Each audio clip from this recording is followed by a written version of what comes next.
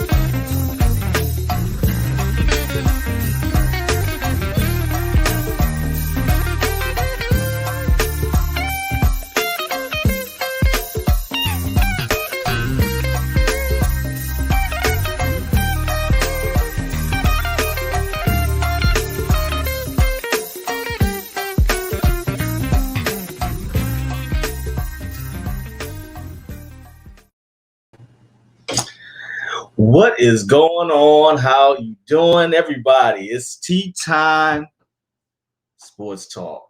I'm your host, Terrance Johnson. Happy to be back.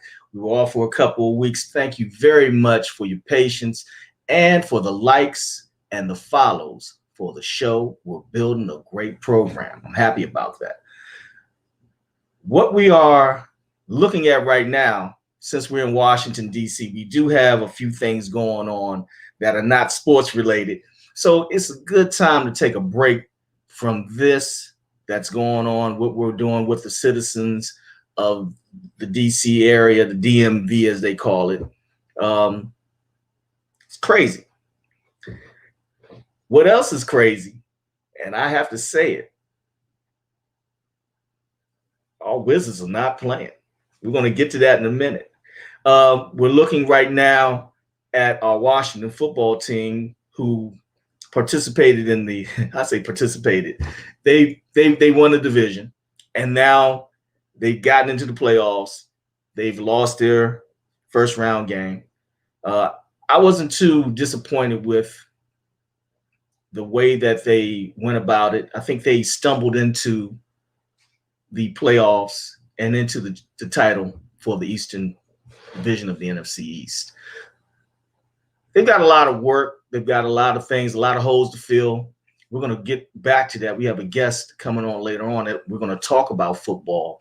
And we're going to talk about that team. We're going to talk about the NFL itself and how they handled COVID, how they handled these players, how they handled the everyday mundane and craziness that is being an NFL player.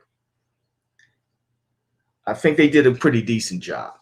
I don't think they did as great a job as the NBA did with the bubble this summer, but I'm happy with the results and the effort that the Washington football team gave. We did get an opportunity to get a happy spot in this season with our number 2 overall pick and first round draft pick, Chase Young, becoming the 2021 Rookie of the Year, Defensive Rookie of the Year for the NFL. Congratulations, Chase, because Chase has been putting in work since DeMatha. And I'm going to say that right. He's been putting in work since DeMatha. If you noticed, Ohio State was in the national championship game again. they were missing them a little bit. So they got a little bit of stuff to take on. You know, we got the national championship that was played. Of course, Alabama won again. Are you surprised? Really? Come on, man. Alabama won again. They're a great football team, but they played a great team in Ohio State. And Ohio State, along with the rest of the NCAA Division I, struggled, suffered, went through a bunch of situations that were so unnecessary for amateur sports. And you guys already know how I feel about that. I don't think they should have played. But we got what we asked for. The top 4 or 5 teams were in it until the end. And when they did the playoffs for the national championship, the playoffs were good, great games, opportunity to see a lot of good teams play. I think they should have widened the playoff entry and allowed 8 more teams in and had a real playoff. Just go at it, you know. But NCAA, they formed their own narrative and they did what they did. Congratulations to the Alabama Crimson Tide for winning the national title. Congratulations to the Ohio State Buckeyes for being in the title, even though they didn't have a lot of wins and their participation was limited because of their conference. But I do think that we saw the best 2 teams, and I think we saw the best 4 teams in the Division I ranking for BCS. I would have liked to have seen a few more teams go at it a little bit. I'd like to see them kind of struggle through it and have a real playoff. We should have had 12 teams in the playoffs, if you ask me. That's just my opinion. Opinion-based, no big deal, okay? So getting back to the Washington football team, because we were talking about Chase Young. Man, you talk about a grown man doing his thing as soon as he gets off the bus. Hey, man, he changed the way that they schemed the defensive line. They changed the way that they were scheming. They were trying to get all the way over to get to get downfield. And our cornerbacks sort of toughened up a little bit. Our safety play became better as the season went on. And our linebackers showed up. I'm happy about that. Let's see what they do. Ron Rivera had a great season where he won the division the first year out, you know, but the NFC least got a lot of work. We're going to talk about that a lot later.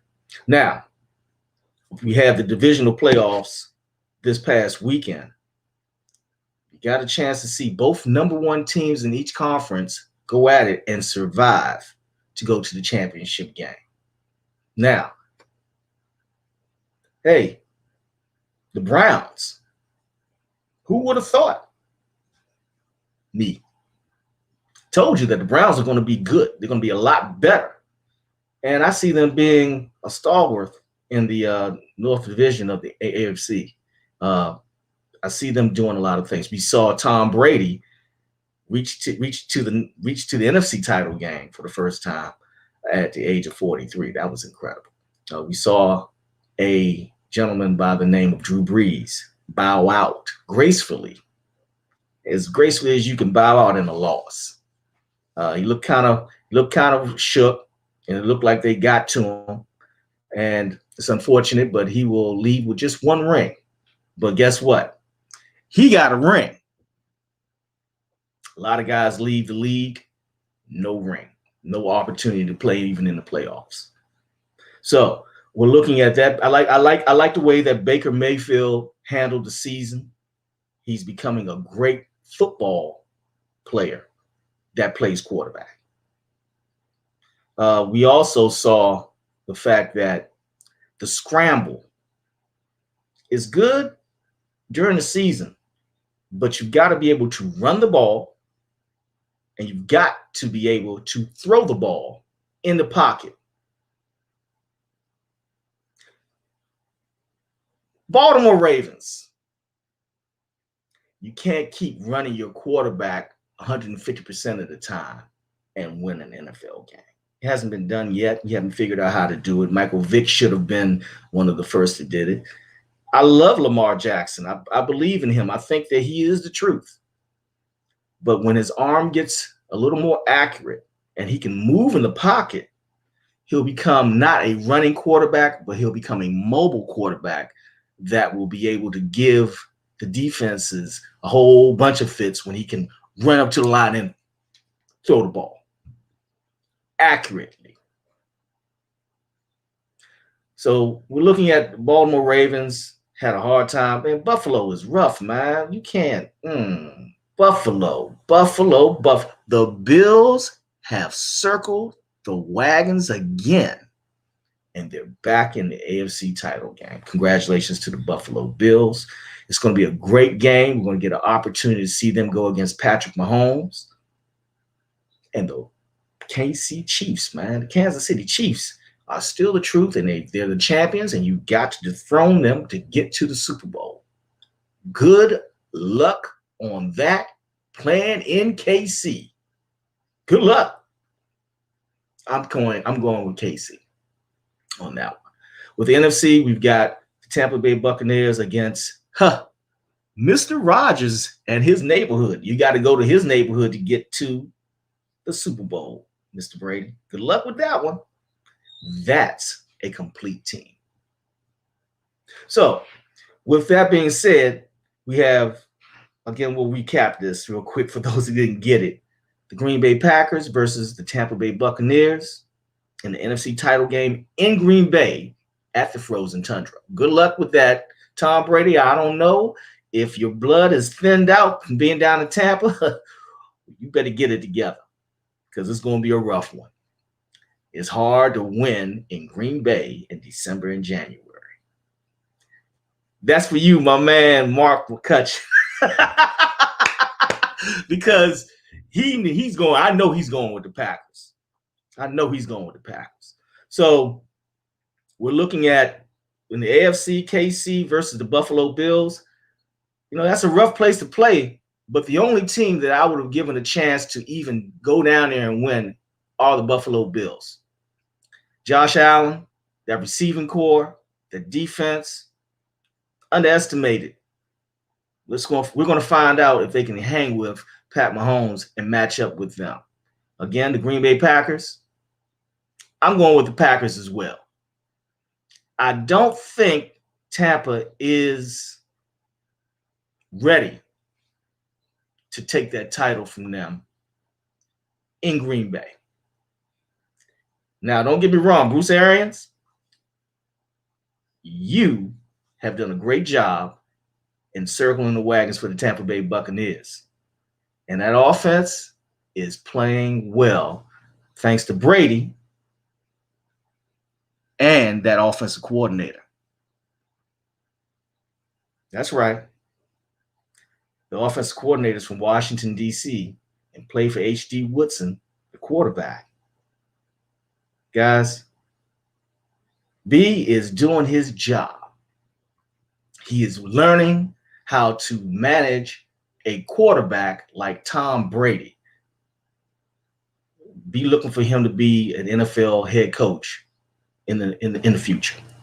Right now, though, working that Tom Brady, he's learning an awful lot about offense and how to look at it from another perspective. I watched Tampa Bay a lot because B was the offensive coordinator, and we're checking him out right now. So Byron, man, Leftwich, man, keep doing your job. Keep enjoying the success. I'm very happy, very proud, and very satisfied to see that a brother from the city is getting an opportunity to show his wares. And as always, we show up. We show up. Congratulations to the Tampa Bay Buccaneers, Green Bay Packers for making it to the NFC title game, and congratulations to the Kansas City Chiefs and the Buffalo Bills for the AFC title. Great matchups. Now, we'll get back to football in a minute. We've got a guest that's coming on in a minute that's going to really talk about football and the ins and outs and the pots and pans and all that. You know what I'm saying? But I want to touch on something right now. Our Washington Wizards are not playing basketball due to the COVID-19 virus. You NBA officials, you had them go and play against two teams that were already infected. But the only teams that are not playing are the Washington Wizards. I mean, they can't even field 8 guys. There needs to be something done about this quickly, for health reasons, safety reasons, and for your contracts with these daggone TV stations. Y'all better get the Wizards back on soon, for somebody forgets about them. They're already, they're having a resurgence, but we'll have to find out what really is the deal with that, because that's a little extreme right there. I thought they had extra players to play. That means everybody got sick. Wizards, if you're listening, good luck. I hope you guys will be safe, and I hope you guys will get an opportunity to be healthy again so you can compete on the court. The NBA is switching up. I just wanted to add this. I didn't talk about this in the meeting. Hey, man, somebody's in New Jersey showing off. The bearded one has left Houston and gone to Jersey and thrown up triple doubles, man. What is going on all of a sudden? It's amazing to me when you get a change of venue and you get a chance to show off like that. Harden is doing his job. When is Kyrie Irving going to come back? We don't know. I've got some inside information. I don't really want to share it yet. I'm going to wait until we come back. We're going to come back next week with a guest that's going to talk about Kyrie Irving, but I don't think Kyrie Irving is in the best light for the NBA right now. Something's going on. I don't think they like him, but he did buy a house.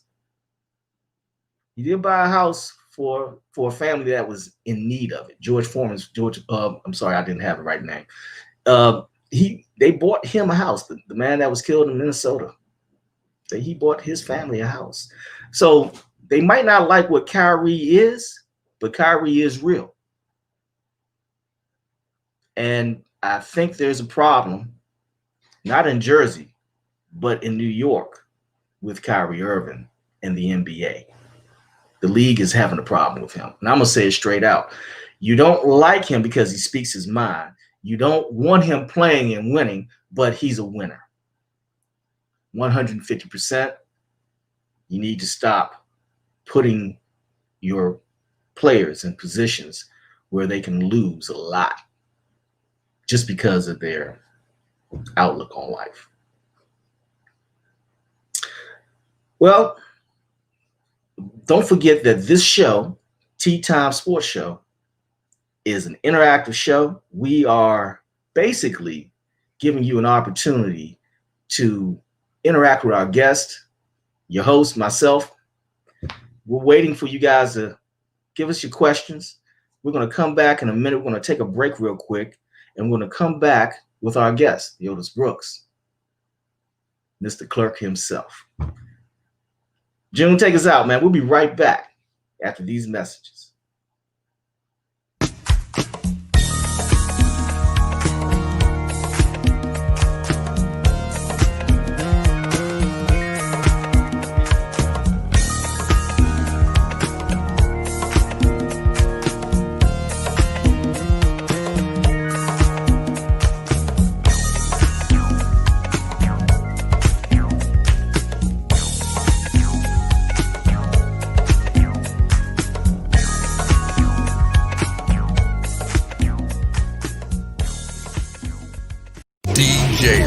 Entertainment. Big sound, professional equipment, competitive pricing. Who else you gonna go with? DJ Rick can handle all your live sound needs at any event in the DMV. Large or small, indoors, outdoors, weddings, barbecues, and even your friendly neighborhood protest. You need an experienced and professional sound man? Call DJ Rick Entertainment. 202-749-7903. That's 202-749-7903. Wait a minute. I know what you're thinking. Man, DJ Rick got my event sounding so good. How can I live stream it on the internet? Well, guess what? DJ Rick offers live streaming services too. So you can Facebook and YouTube your event worldwide with full audio fidelity. Call DJ Rick Entertainment. 202-749-7903. Or send them an email. DJRick4321@gmail.com. That's DJRIC4321@gmail.com. Big sound at competitive prices. And now live streaming. DJ Rick Entertainment. Who else you gonna go with?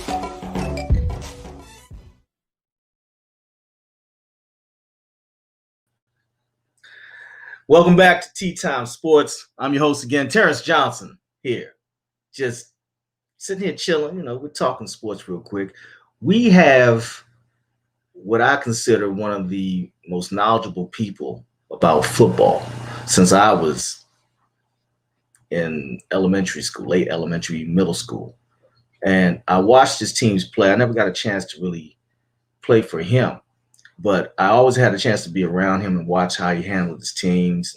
And I went to his games after I finished playing youth football and went on and played high school ball.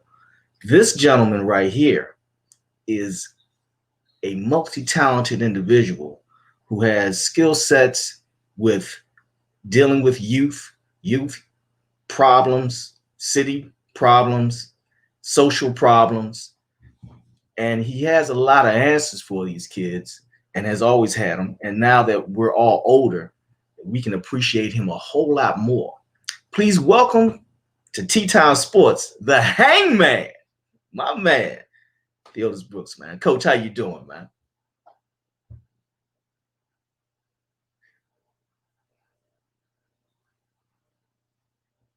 Hold on for a second.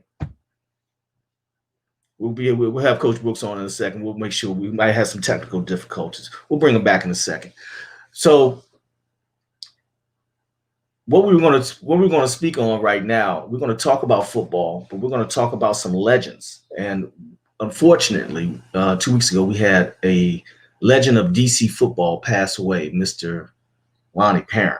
Those of you that don't know, get your phones out right now and Google Lonnie Perrin, Perrin.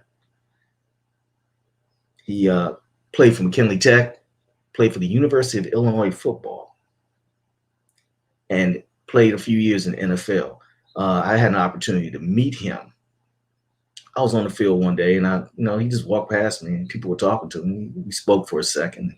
Hey, how you doing? I'm Lonnie Perrin. Hey, whoa, I've been hearing about you since I was. So it was great. It was an exciting time to meet him. The nicest person I've ever wanted to meet. And didn't talk about football at all. He talked about the youth and what they're doing and what's going on in the city. And I was amazed. It wasn't about football. It was about the people, So what we're going to do real quick, I'm going to take a quick break. We're going to come back in 1 minute. Jim, we're going to find out what's going on with Coach Brooks. And guys, hold on for 1 second. We're going to run a commercial. We'll be right back with Tea Time Sport.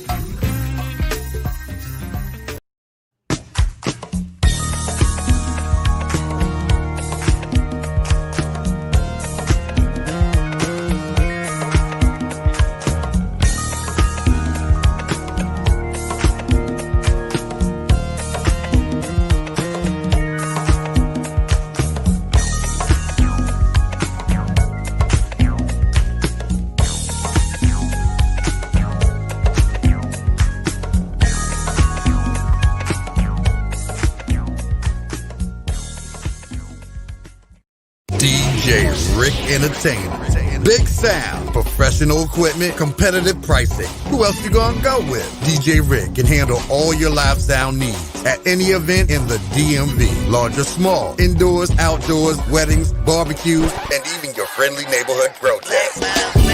You need an experienced and professional sound man, call DJ Rick Entertainment, 202-749-7903. That's 202-749-7903. Wait a minute. I know what you're thinking. Man, DJ Rick got my event sounding so good. How can I live stream it on the internet? Well, guess what? DJ Rick offers live streaming services too. So you can Facebook and YouTube your event worldwide with full audio fidelity. Call DJ Rick Entertainment, 202-749-7903. Or send them an email, djrick4321@gmail.com. That's DJRIC4321@gmail.com. Big Sal at competitive pricing. And now live streaming. DJ Rick Entertainment. Who else you gonna go with?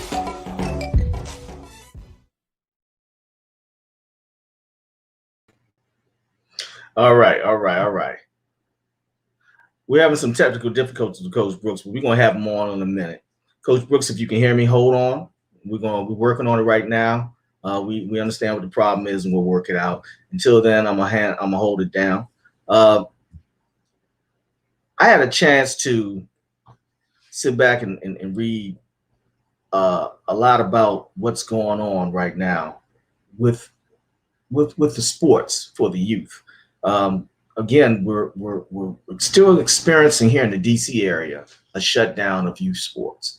So there are AAU teams playing, there are practices going on, but it's still not safe yet. And I don't think that we should put our kids in that position when we can sort of make up for some things, but you can't make up for not having a season. So we're going to go back and check some of these guys and check some of the programs. And I'm going to have some coaches on later on in about 2 weeks, basketball coaches, asking them exactly why they are not playing, to explain to maybe parents who don't get it, or parents get it. I think parents do get it. But, you know, there's barriers that we have to overcome before we put our kids in that situation, and put ourselves in a situation too, because you come and support your child. You come and support your high schooler or your middle schooler and whatever they're doing. And I'm going to have to say, guys, let's slow down. It's going to work out, but we have to be patient. We have no control over this situation. So you want to make sure that you're making the right decisions. I don't even believe the kids need to really be in school right now until we get this thing settled completely. So that's going to be a situation where we're going to have to keep vigilant about, so that we can make sure that we have that right. We're also going to have, let me touch on some of the things we're going to have later on this month and in February. Don't forget the baseball season is coming back. We got a person who can speak on it, professional baseball, fantasy baseball guy, who's going to come on and talk about the baseball situation. He's going to break it down from the beginning, from pre-training camp to spring ball training camp, to when they cut players, and to what it means when they cut players, and why certain teams can't win with what they have right now.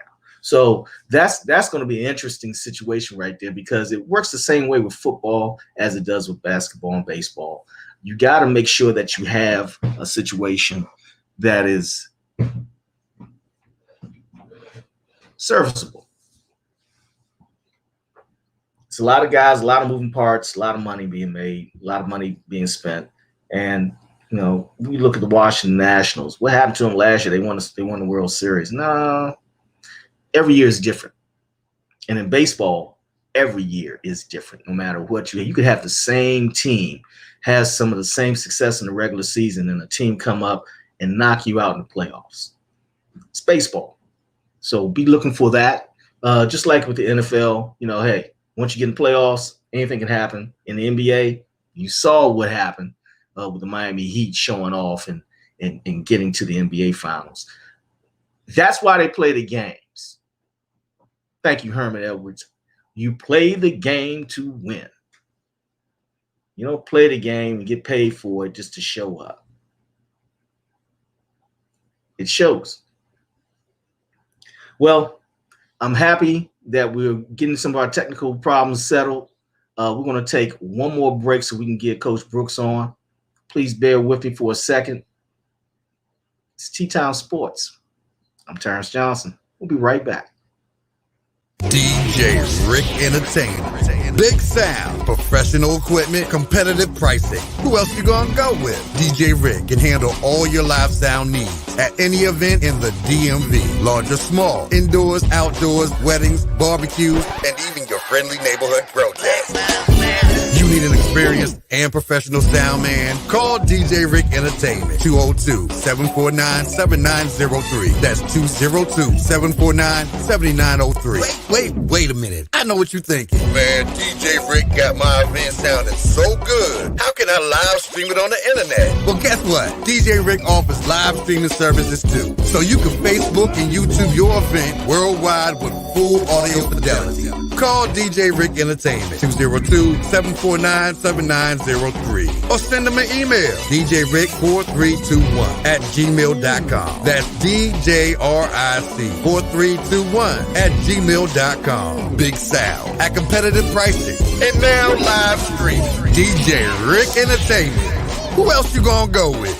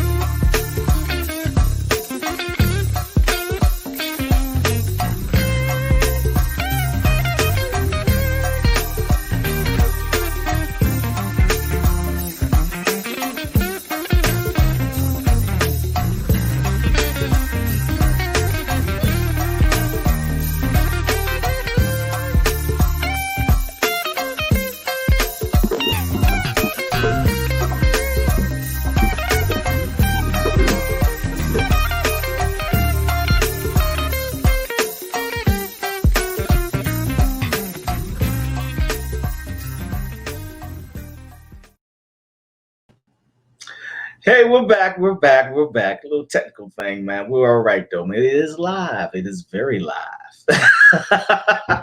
Very live. Welcome back to Tea Time Sports. I'm your host, T. Johnson. What's going on? Again, we have a guest who has been all over the Washington, D.C. area. He's the former head coach of the Metro Bulls semi-pro team that won the national title back in 1993. A lot of guys I know played on that team, and I'm always happy to look back at it. I know Wicked Pickett. I know you're the one. but we are happy to have this gentleman grace our airways Mr. Theophus Brooks, the Hangman, is here. Ladies and gentlemen, Brooks. The Hangman, aka the Hangman is here. One of my favorite people in the entire world, man. I'm fine, man. How you doing, Coach? You feeling okay? What you say? Doing all right? I said, you doing okay? Yeah. I'm recovering from the back surgery, but I'm all right. Yeah, you're a tough guy, man. You walking right away, man. I like that. Yeah, hey, let me tell you, I'm on the walker. I should be off this walker about a couple of weeks. 8-hour surgery, man. This is my last one. This is my 9th surgery from football. So I'm doing all right. I'm blessed. We're happy to have you here. Yeah, you're right. Well, you and I have been talking, we always talk. We always speak to each other and we check on each other and everything, man. Yeah. I'm going to get right into it because I was so shocked to see that Mr. Perrin, Lonnie Perrin, had passed away. I know that's a personal friend of yours, very good friend of yours, one of your best friends. And I'm happy that you're here to talk about it tonight. Why don't you let us know? Why don't you talk about him real quick and give us some background on Lonnie Perrin, people that don't know and never heard about him. Well, Lonnie Perrin is probably the greatest football player ever out of DC in high school. Well, it's some other people might say some other people, but Lonnie, he's in the top 5. And 6'2", 230 pounds. He went to McKinley, graduated from McKinley, went to University of Illinois. Him and my man Willie Gottrell from Cardozo, and he almost broke Red Grange's record. He had 5 touchdowns. He told me the story. He had 5 touchdowns, and they needed 6 to break Red Grange's record. And it was so cold. The coach asked him, "Did he want to go back in?" He said, "No, let somebody else go back in," because it was cold that day. It was below 0. And from there he said, "Man, I don't care about the record. Let somebody else go in there." That's the way he was, right? They must have won the game. And he went to they drafted 5th round Denver Broncos. Mm-hmm. He went to Denver, and people don't realize he is the first black man to kick off in the NFL. He kicked off in the Super Bowl. He started the Super Bowl with the Dallas Cowboys. And Lonnie was a great teammate. Everybody loved him. Lonnie Perrin is the type of person that if you don't like him, there's something wrong with you. Right. Where me, half of the people love me and half of the people hate me. Everybody loved Lonnie Perrin. And he was a very humble person. Mm-hmm. And, after he went to Denver, he went to Washington. Mm-hmm. Then he went to Washington, then Chicago. He decided to give it up, Okay. So he came home, and make a long story short, he did a lot in the community. Plus, he worked with the Roving Leaders. Him and I were the Roving Leaders at the same time. Mm-hmm. And, him and I got to be real close. He didn't like to talk a lot of football with people because, people say stuff and he get turned off. But him and I formed a bond that we would talk about the game. And in the community, everybody loved him, right? You never hear anybody disrespect him. Kids never disrespected him. And he is the type of person that you love to be around. Now, he didn't like to talk football too much with people. That really bothered him because he was more about trying to save people's lives, right?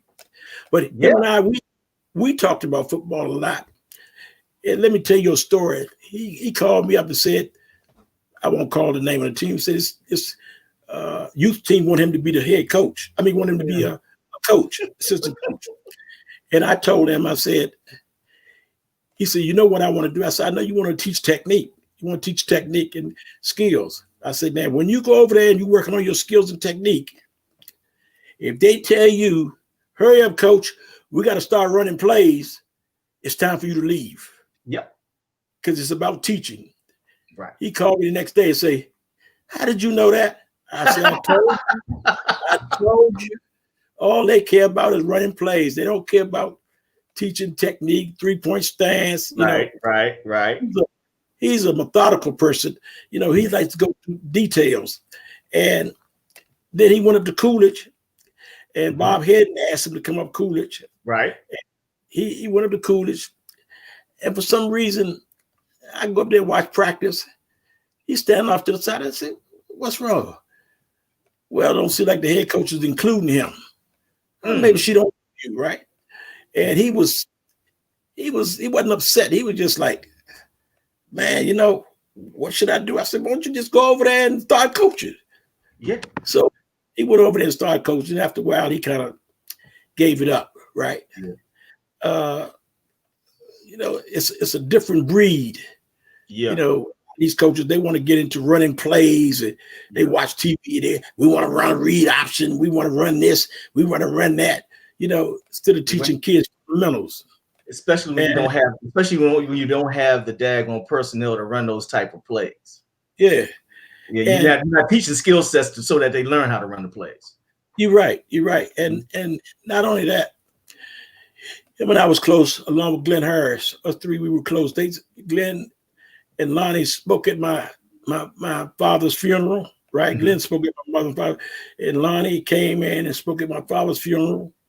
And my granddaughter was in elementary school, and I asked, could him and Glenn come and speak to the PTA meeting about education? Glenn and Lonnie was at my house right away. They said anything you need, and they spoke, and you know, they did a great job. So, you know, it just hurts me because he's a humble person. You know, I went to his mother's funeral. I mean, we were just close. And I noticed, you know, the last few months, I called him. He wouldn't call me back. And I think he was so sick, he just didn't really want to talk. Right. Some people, when they get sick, they have problems like that. They just don't want to talk. So, you know, I understood that. And when I found out that he had died, that really hurt me so much. And I wanted to go to the funeral, but I'm on this walker. Yeah. And right now I need to try to get myself together, right, which is getting better every day. But just a humble, nice person. And he used to call me, we used to talk because I had him dying laughing. Laughing. He said, "What did you say?" He said, "I will use that." I said, "You're not gonna use it because you don't talk that much." You know, I really miss him. Let's talk about what he did in the league. You touched on the fact that he kicked off. He was the first African American to kick off in the Super Bowl. People, you'll look at stats and you won't get the entire profile of a person's career just by looking at stats. He was an impactful player. Yeah, he was a hell of a player. He started some games and some games he didn't. You know, they rotated in Denver, right? Mm-hmm. So he played the Super Bowl. He started, right? And he played 4 years in the NFL. Mm. He probably could have played longer, but he decided he wanted to give it up, right? Yeah. Mm-hmm. I don't think Lonnie was football crazy like some people would believe, right? So he decided to give it up. But in Denver, he started some games, right? Mm-hmm. And we used to talk about football. I asked him about Jack Tatum, right? He said, "Oh, I ran over Jack Tatum." I said, "Yeah." He said, "Jack Tatum will kill you from the blind side, but if you see your head up," he said, I gave him a problem. And I can understand that because let me tell you something. When you play football, you're going to get yours, and they're going to get theirs.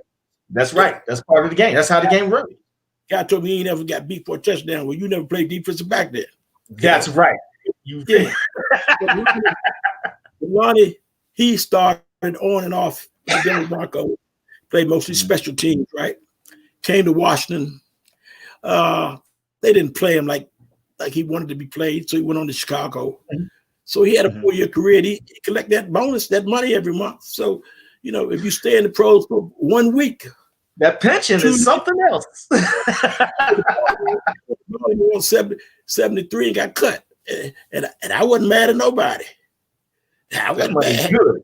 That's some good money right there. The minimum wage back then was $20,000 a year. Right. Okay. There was no money back then. Right. That was the minimum. Right. And Detroit was looking at me, and my father said, "You better stay here and get a job.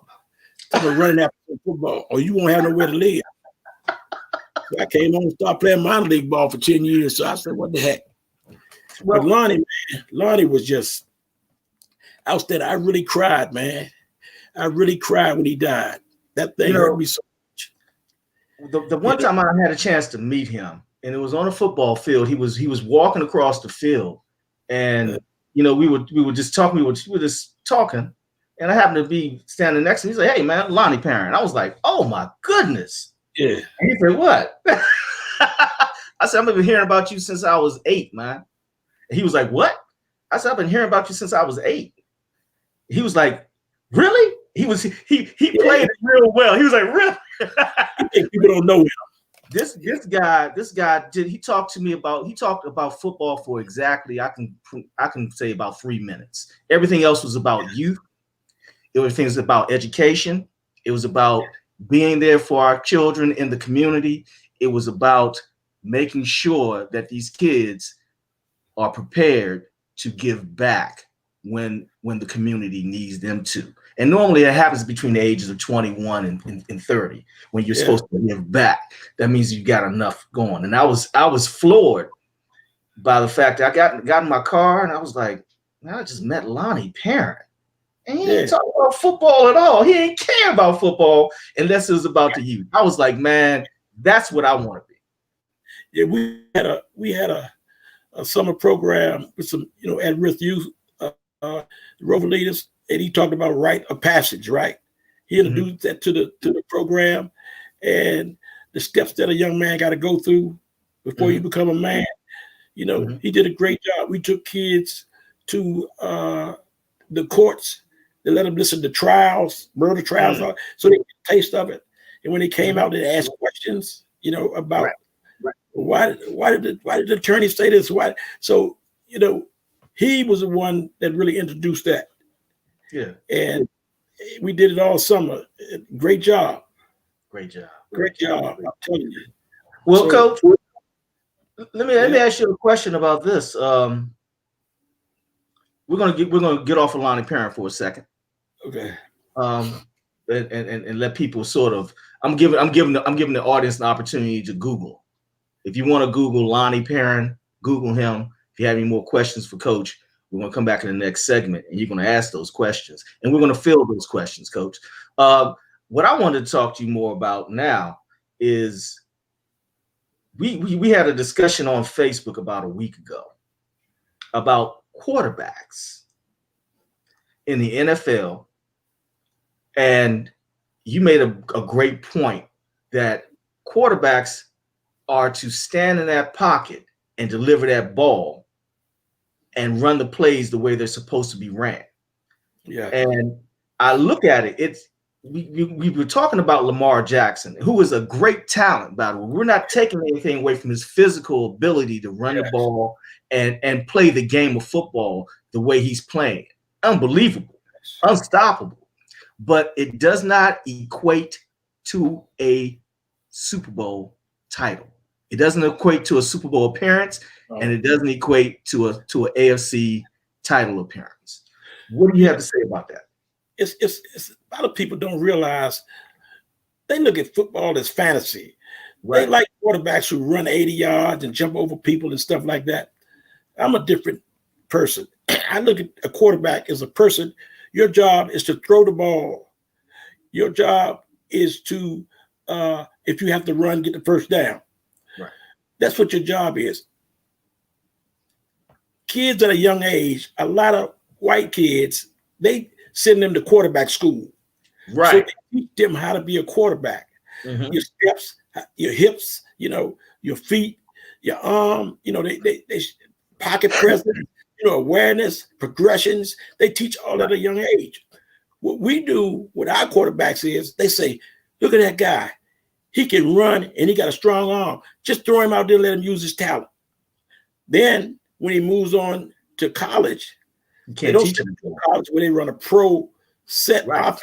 They send them to a college where they run a run and shoot, a red gun, or a spread offense.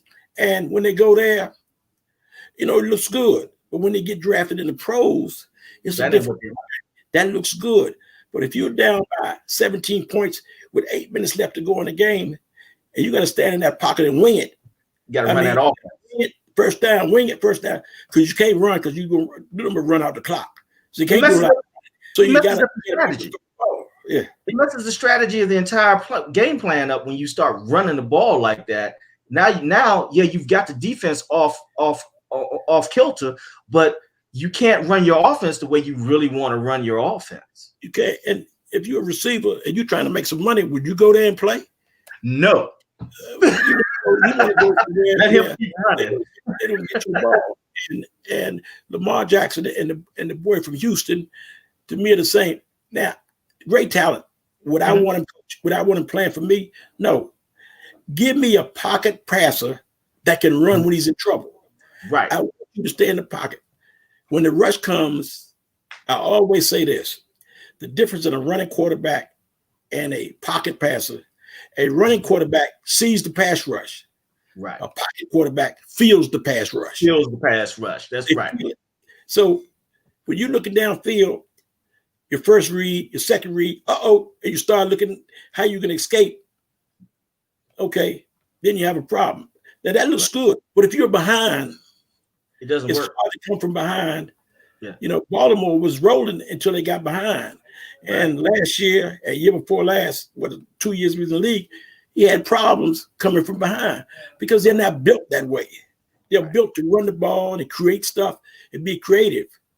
But Tom Brady can't run to the bathroom. Drew Brees can't run to the TV set, right? He ain't trying to either. He's like, y'all better block. Aaron Rodgers, he can run a little bit, but he hates to run. Right, he hates it. And they last 15 years in the NFL. Fran Tarkenton was a scrambler. He wasn't a runner. He scrambled by time. Russell Wilson is a slick pocket passer who buys time in the pocket. He runs when he have to. He plays within the system. It's a great pocket passer. He runs when he have to, But when you got guys, you running them and they getting 100 yards rushing, that's what the running back's supposed to be doing. Right. And I'm not taking anything wrong. I think they don't treat us like they should. They don't treat us and teach us how to be pocket passer. It's all right to run. If you're a pocket passer and you can run, now you're special. Now you're special. Yeah. So you look at who's in the playoffs every year. Them old quarterbacks that can wing it. Right. See? And that's what you look at. So we need to teach our kids teach them how to be a quarterback. Coach, I look at Drew Brees. Drew Brees is not a very tall quarterback. Yes. But his arm is strong and he feels the rush. That's what I'm saying. Drew used to be able to run away from everything. Yeah. And slide out. Why am I running? Danny Tomlinson. He runs the ball. And when he stopped running, I saw them bench him and they put Rivers in and then they traded him. The next thing you know, he's down in New Orleans winning a title because he learned how to balance his talent. He balanced the talent. He had a coach that knew what he Rivers. Yeah. So Rivers is a good pocket passer. He is. He's a great pocket passer. He pushes the ball a little too much for me. But that's his style. Yeah, but and it's about systems too. Yeah. Systems make good system can make you a great quarterback or whatever. And they get into the black and white thing. One thing about me, I tell people, I don't get into no politics about black and white when I'm talking football. No. I'm a student of the game. I don't get in that where he's white and this guy's black. I don't get into that stuff. And when they start talking that stuff, I leave. I told people, I don't mix politics and football when I'm talking. Well, they don't give the black man a chance. I said, I don't want to hear none of that. See, as a coach, are you winning? Yeah, a coach, I can't talk like that. Yeah, you got to win. When I had the Bulls, I cut two linemen, black linemen, to get one white boy. And you won. How good he was. And I played white guys and coach white guys, and I don't like to talk sports when you talk about the coaching part. If you want to talk in general, but the coaching part, I don't like to talk about color and race. If you want to do that, we go to another subject. There's no room for it at all. Because it's about being between those lines and everybody working as one. There's 11 guys trying to get to a common goal, either stopping the ball or pushing the ball over that goal line. That's the only thing that matters in football. Yeah, when I played with the DC Bears, we had a kicker named Jay Spiegel. Jay Spiegel is a lawyer. He's a lawyer now, one of the richest lawyers around. And we played together. I'm real close with him. He loves Donald Trump. And guess what? And we're close. And people say, do you deal with him? I love Jay because we formed a bond on a football field. Right. See, people don't understand that. And I love him. Who he votes for, who he like, it doesn't bother me. This man was my teammate. He helped us win, and I respect him. Right. I told my ex-wife one time, she said, you love him more than you love me. Well, he's more person you did. Hey, coach, you got me laughing too much. Hold on. Look, let's move. Let's not move off of this, but I want to talk more about. I want to talk about some of your past achievements, because I know guys that played for you when you coached the Bulls, and I'm going to ask you a couple questions about a couple. I'm going to throw a couple names out there. Robert Pickett, who I think is one of the best cornerbacks I've ever seen play the game. Who'd you say? Robert Pickett. Pickett. That's meanest dude on the corner, right? Guess what? Pickett say, "Why you don't never talk about me, coach?" I said, "You talk about yourself enough. I can't get edgewise." I gave him first bill, coach. I gave him first bill. He can't get on me. I gave him the bill for it. All right. He's a great cornerback. He started with me with the Bulls. We won the national championship. Right. He went to Norfolk State, and him and Eric Steele, their cousins. I mean, Pickett could play. It's no question. He could straight boogie with that cornerback spot, man. And he talking about he was better than me. I said, now you drinking that moonshine again. I ain't getting into that. I'm not getting into that. We just be messing with each other. Hey, Mark McCutcheon. Mark McCutcheon was my safety, free safety of the year. We won the championship. Had him in the boys club. Right. Number 6. Great free safety. He was my captain. And great athlete. Pulled us together down in Charlotte. We won the national championship. He pulled us together. Mark didn't like me too much. Okay. He didn't like me at all, but he played for me. And a lot of players didn't like me. But Mark liked to win, man. I played with Mark in Boys Club. I played with him at Coolidge. Mark liked to win. Yeah. So that's all that mattered. Yeah. But Mark, I'm gonna say it right here. Hey, Mark, don't jump on me, man. Don't get your cap in an uproar, but don't jump on me. But yeah, Mark was a little sensitive about things. Mark would get hot and bothered about stuff, but he used it to play better. Yeah, he used it to play better. Leroy Hainsworth. Guess what? I knew his father because we were in a gang together called Decatur Street. He didn't know I knew his father, and I ran down his history, and he was shocked. Hainsworth came to me with the Bulls. Played 2 games and got hurt. But you talk about All-American, this guy should have been in the NFL. And Mark should have been in the NFL. He should have been in the NFL. Was great, big dudes like 6'3", 6'4", about 220. Straight play. He'll blouse your wig, give you a T-bone rank your knees at ease. That's right. That's right. Bad boy. Knew his father well. Mark Martin. What do you think about Mark Martin? One of my favorite people. Mark Martin. You know what? The thing about Mark Martin, good football player. When I had the Bulls, I didn't know Mark, right? I saw him in the boys club. I didn't know him. When I had the Bulls, he came out there. I said, he too short. He too small. Send him on home, right? You sent him home? You sent him home? Yeah, I just sent him home. But you know what? if I could do it all over again, I would have kept him. Great character. Great. And Mitch. I would have kept Mitch too. Mitch was woo. Yeah, but Mitch was small. I said, "You too small to be a linebacker for me." But if I knew what I knew now, Mark would have played on my team. Yeah. And Mark was a gutty ball player, right? Yeah, he was. Out of guts. He stick his head in there. I watched him, but I just thought he was too small because I wanted everybody on my team to be pro size. Right. I got you. Yeah. So I make mistakes too. Everybody makes mistakes, but that caused him to put his own team together. Yes. Yeah. Which is always a good situation. There's some good guys you name. I've coached some bad ones. John Warren. Hey, Coach, before you say anything, hey, John Warren, Orange and Gray forever. This is Coach saying it. I'm not. John Warren. John Warren, father told him that Coach Taylor and I ruined him. The reason why he's aggressive and trying to hurt people, because I had something to do with it, right? I had a nutcracker drill at number 6 boy club.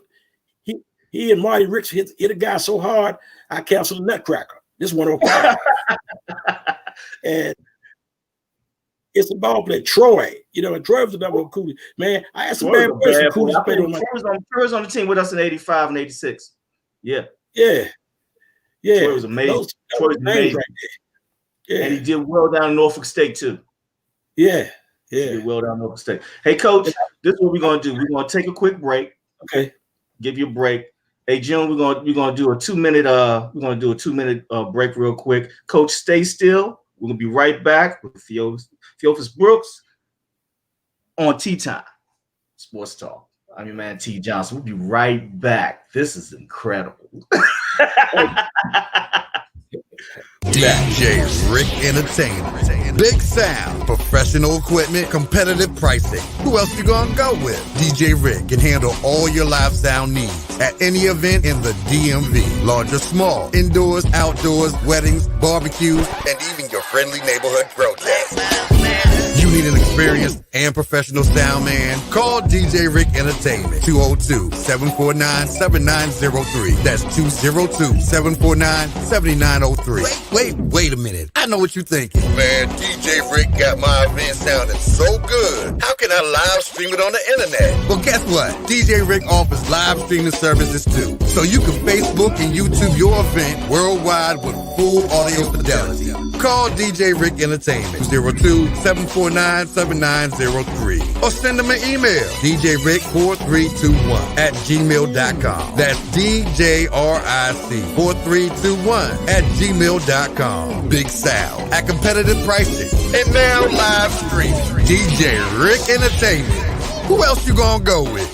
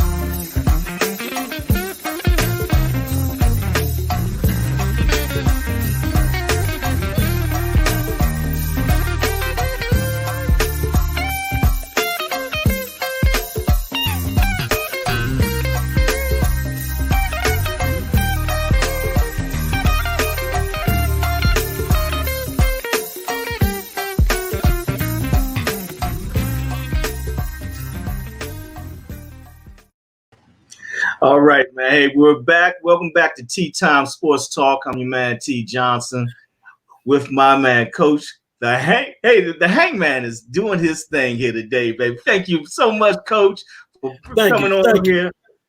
We're gonna jump right back into this. We were talking about some of the guys you were playing that played for you. When you were playing, who stood out the most during your time as a player? Whether they be in the semi-pro league, whether they be in the collegiate league, or whether they be in the pros, everybody in DC always comes together. Well, I played against a lot of NFL ball players when they had the World League. Jack Dobbin, Alvin Jenkins, a lot of those people.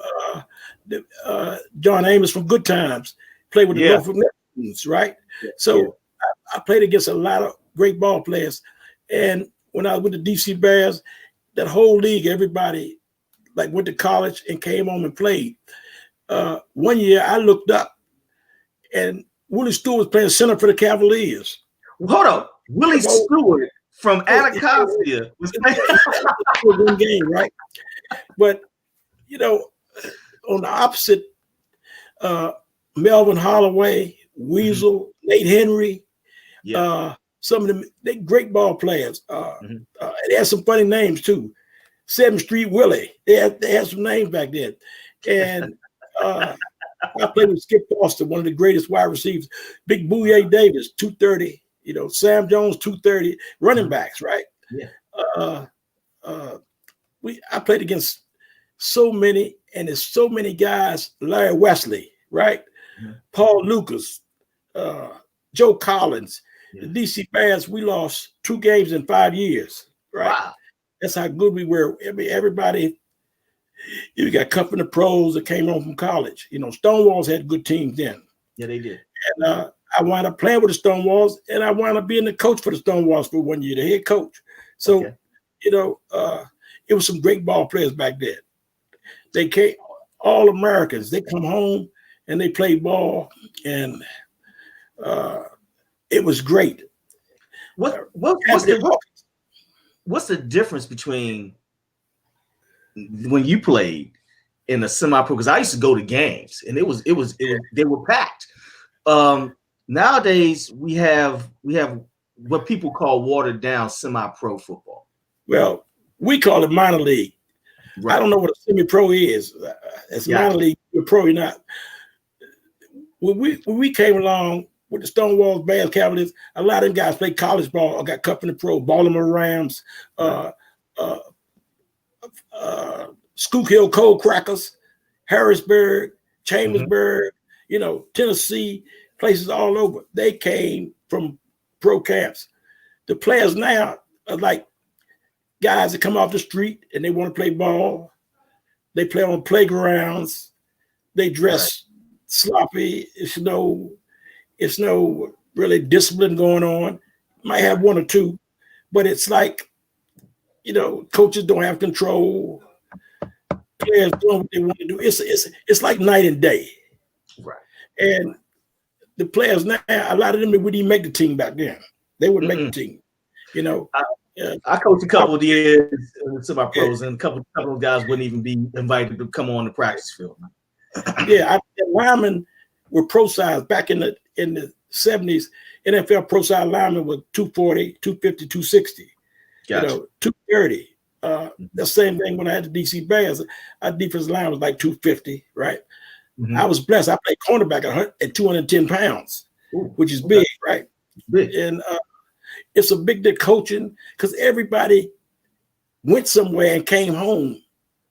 Right. So they brought skill sets with them. Yeah. But now it's guys that they don't play high school ball, so they just want to go out and play. And I don't go to the games. You get in the games free. It's no continuity. It's no discipline going on. Right. And they don't have a professional attitude. Yeah, it's a sign of the times, the way the times are. No discipline at home, no discipline on the football field. That's right. So no discipline in your life.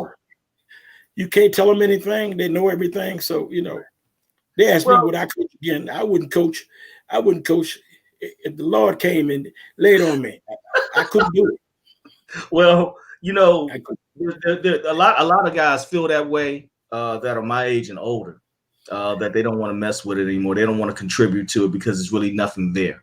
And I talk to a lot of guys about it. In fact, when I was thinking about going back and coaching in those leagues, Cornelius Green was like, "Man, don't do that." He was right. He said, "Don't do it unless your team, you pick your own team and you're happy with your own team." That's right. He said, that was right. Yeah. So he said, other than that, man, I wouldn't do it. And I played in those leagues. I know. Yeah. So you got to respect him, whatever he say. Whatever he says, I always listen to him. Yeah. What do you think about him? What did you think about him as a ball player? Cornelius Green, he came like 2-3 years after me. Right.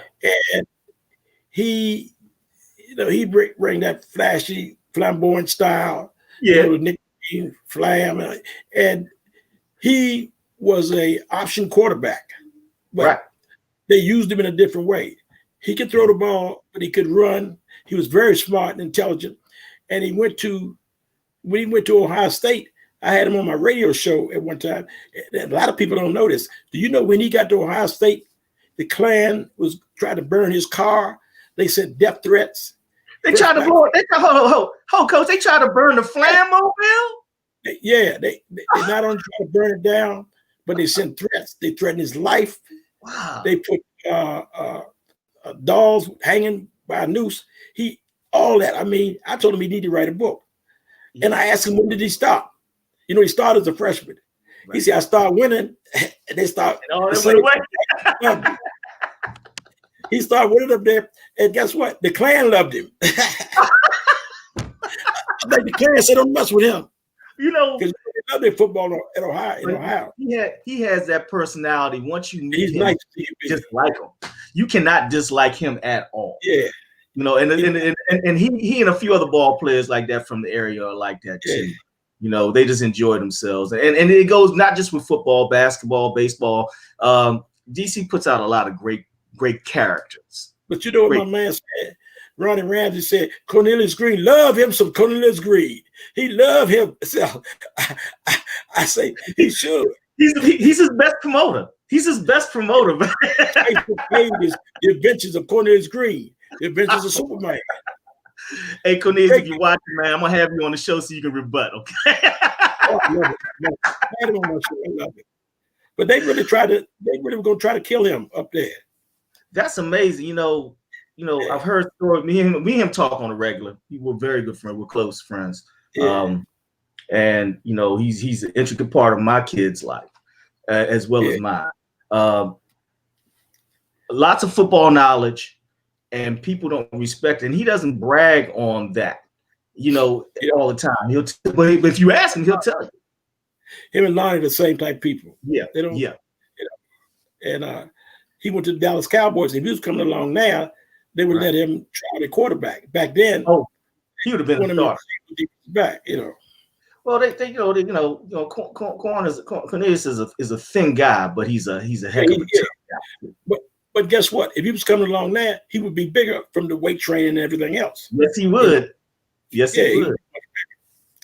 They really wouldn't let him like that.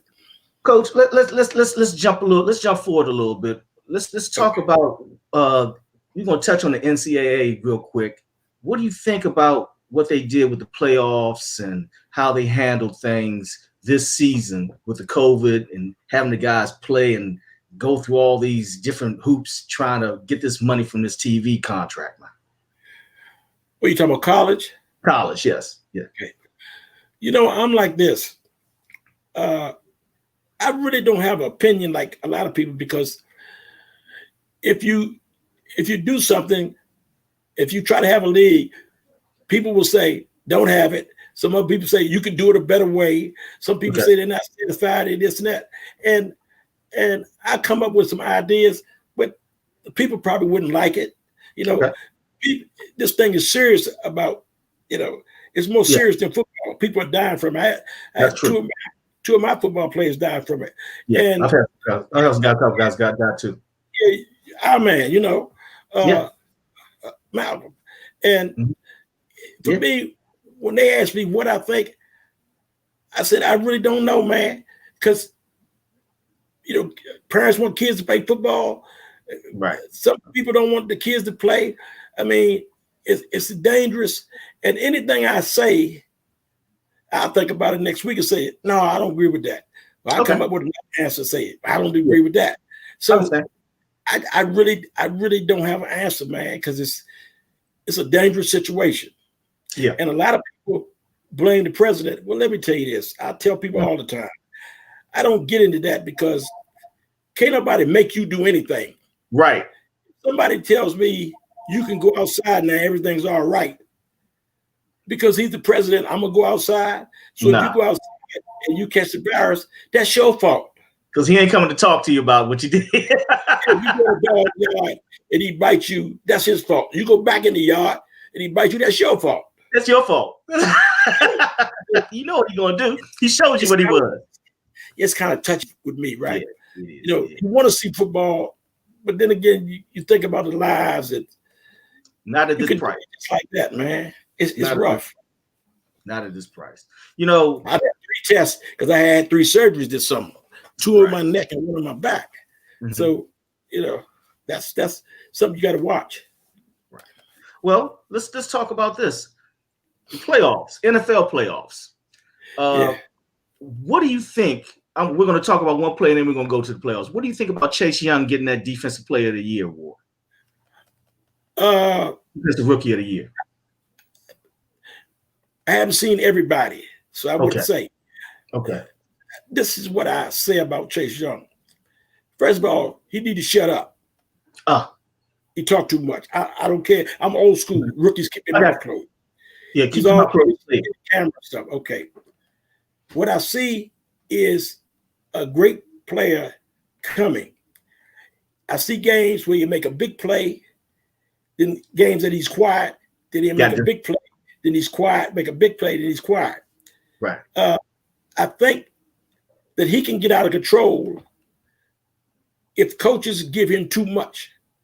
I think they give him too much. Yeah. So they need to make sure they keep him in line. Now, as far as the best defensive lineman they got is Montez Sweat. That's my opinion. Sweat a bad boy, man. Sweat is a bad boy. He show up every week. Chase Young make big plays. It might be quiet. Big plays, but Montez Sweat.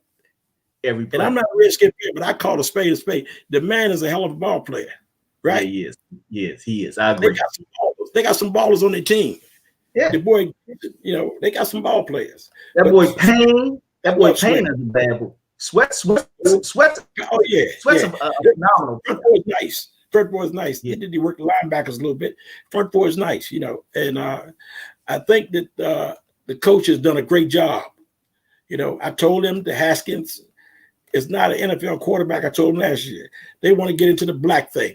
The man does not have the skills of an NFL quarterback. You'll be a leader. He throw the ball well, his hips. He don't understand progressions. It's a lot of things he don't understand. He need to be studying that book. He should have been in that book. Right. He's not a natural, right? Right. Just because you played at Ohio State, those 50 touchdowns mean absolutely nothing. A lot of people do that. That's a lot of talent on it. I said, I don't like him. And everybody, you don't like it? They want to bring the black thing in. I don't get into that, right? And they found out he's not a leader. He threw 300 yards against Baltimore and went in the locker room and bragging on it. And they lost. And the players wanted to jump on him. He goes to a nightclub. He does. And you know what people tell me? Oh, he's young. Well, you're a first round draft boy. They want you ready. That's a corporate job. That's a corporate job. Well, he's just a baby. Give him a break. You don't sit on the bench like they used to. They want you to play right away. Then he should have stayed in college if he wanted to do that. That's what I said. 1 year college. He should have stayed in college. 1 year would have done very good for him.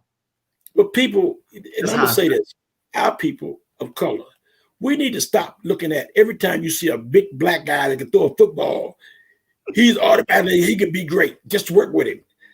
Everybody is not a quarterback, black or white. Everybody's not pro ready. Right. See? Right. That's a different game. The pros is a different game. Right. He's not pro ready. And they'll pick him up. It's going to be hard for him. First of all, they're not going to trade. So he goes as a free agent. A lot of teams, when they see that the stuff you did, they don't want to fool with you. It ain't worth it. Right. You know, his pocket presence, his hips, he throw off his back foot. He's slow, 5'2", 240. You know, when he's in trouble, he don't step up. He runs back. You can tell a young quarterback, when he get in trouble, they run backwards. Where you step up and pick your little small pockets where you can throw the ball. And I think it was a mistake. And it's not that I don't like him or dislike him. It's just that he is not pro ready. Right. And he might not ever be pro ready because he got slow foot action. Right. Everything is his arm. He got a long wind up, and got a strong long wind up, and he can't throw short, just like RG3. Couldn't throw short to save their life. Right. And people they want to get into color, and I don't get into that. I kind of agree with you on that one right there. The color thing really played big on him, and it kept him in there when it shouldn't. If they should have pulled the cord on him and told him, look, sit down and we're going to teach you how to be a quarterback. And if we're not happy with it, we're going to trade you or let you go. And that's the bottom line. And it's pro football. 4 years from now, you will not be hearing about it. And nobody's not in the pros going to teach you how to be a quarterback. You got to come in ready. Pro ready. And this is what I say about black athletes. At a young age, we don't teach our black athletes how to be quarterbacks. We're too busy looking at how strong their arm. They got a strong arm and they can run. That's the problem with us. We think just like slave masters. He can run and he can throw. Well, what about his progression? Oh, don't worry about that. Oh, just let it throw the ball. This ain't high school. This ain't high school. And when you get to pros, you got over 1,000 offensive plays. 1,000 offensive. You got a book. You gotta get that book. You gotta get that book. And they're not going to teach you step by step. RG3 never had a playbook in college. Nah, he didn't. And you expect him to turn it on? It doesn't work like that. Well, you know. Speaking of quarterbacks, we're gonna jump from this subject. We're gonna jump right to the NFL playoffs. We've got the Green Bay Packers at home against the Tampa Bay Buccaneers for the NFC title game. What do you think about that? Okay, well, you know I'm a Tom Brady fan, but I know let's talk realistic. Okay, realistic. As far as go ahead, man. As far as Tom Brady is concerned, the cold weather, that's no problem. They went up there and beat him, but the cold weather, you can't mention that with Tom Brady. He plays his best games when it's below zero. The problem is, will his teammates be able to catch the ball and do the things that they're supposed to do? I'm not worried about Tom Brady. It's the rest of the team. The second thing is they played great against them last time. I mean, they was hitting them right. Yeah. Hitting Green Bay. And they beat them bad. This is a different ball game. It's the playoffs. People get jacked up for the playoffs. But this is what I said about Tampa Bay. And I'm still a New England fan, but I love Tom Brady. I tell people all this. I tell them all the time. I say, I'm not worried about Tom Brady. I'm worried about that defense. I've been saying that all year. And they if the defense can play a chance. If they halfway decent. Right. I think it's going to be a good game. Then again, look at the two type of quarterbacks. Both of them ain't exactly no speed demons, but they can stay in the pocket and throw that. They can deliver that ball. And I love those things. Yeah. Right. So, and I don't bet on football games. I just hope that Tampa because of Brady. But I don't bet on football. I never had, even when New England was winning. They're gonna win the Super Bowl. I never bet on the football game, and I don't make predictions. I leave that to the experts on Facebook. That's what. Okay,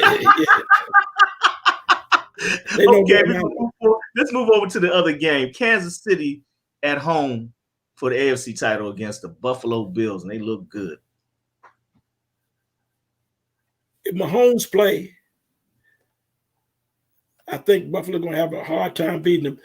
Mahomes is the best quarterback I've seen in a long time. He is a great quarterback at a young age. It's almost unbelievable the knowledge and the way he carries himself and knows the game. It's unbelievable that this boy is this good. This is like, this can't be true.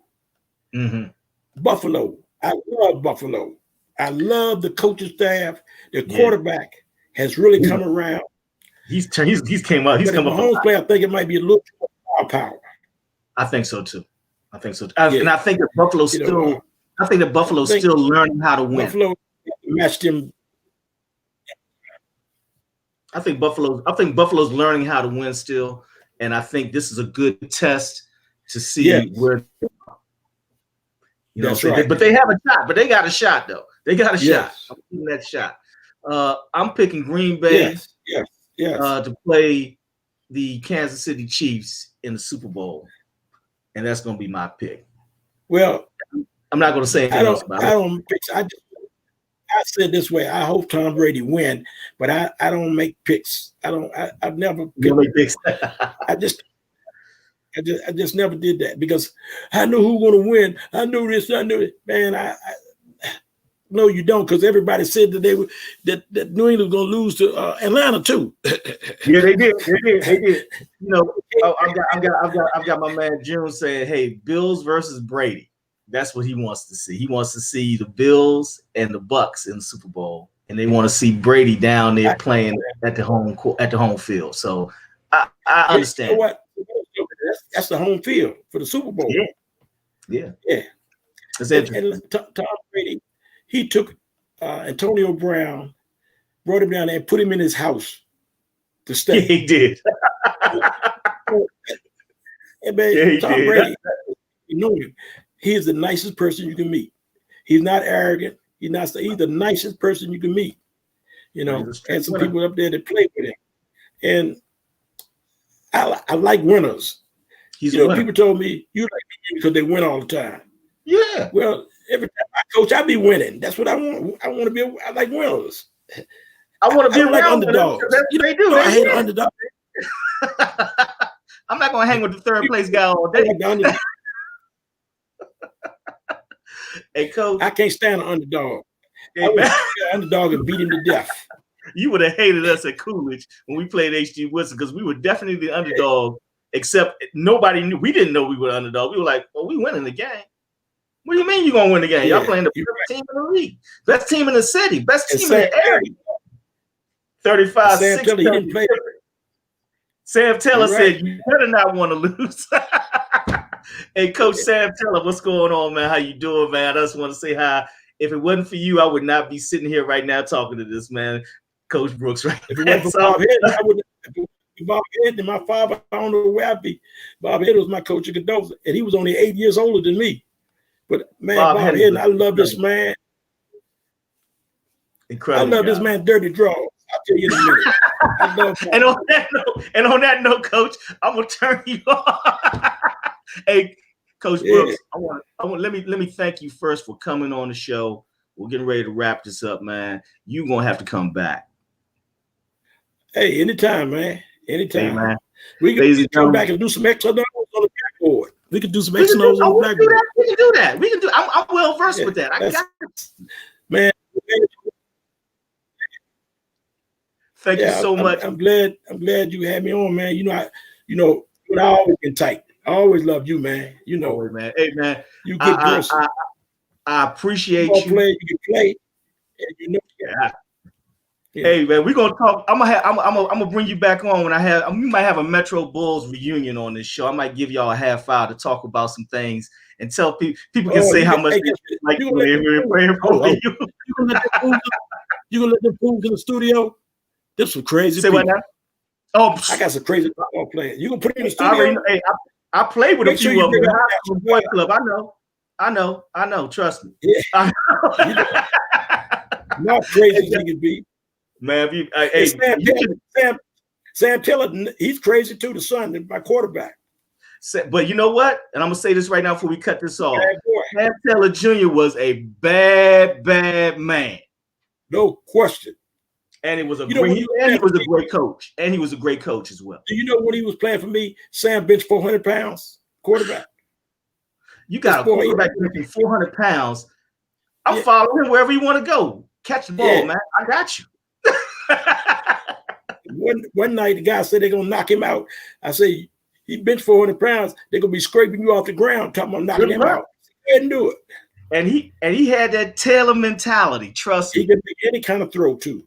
He could. Amazing. He reminded me of Warren Moon. Oh man. Woo.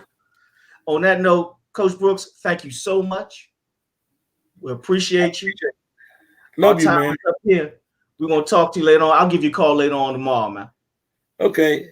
Anything you want me to do, or any people you want on the show that I know of, I appreciate it. I put a gun to their head, so you better be on that show. Hey man, I didn't say it, guys. Hey, Coach, thank you very much, man. Hey, we're gonna wrap this up, guys. Coach Brooks, great interview. We had a great time. Ladies and gentlemen, thank you so much. Please remember, we stand on the shoulders of those that came before us. Like my man Petey Green said, hey, man, hey, without this, there is nothing. We go backwards so we can come forward and bring everybody else forward as well. Thank you, Coach Brooks, for being on Time Sports Talk. Great show, man. Hey, June, you're going to have to take us out of here, man. We just going to drop the mic and roll. Boom. That's it. See you around like a donut. See you around like a donut. All right, y'all. Y'all take it easy. We'll see you next Tuesday. Thanks.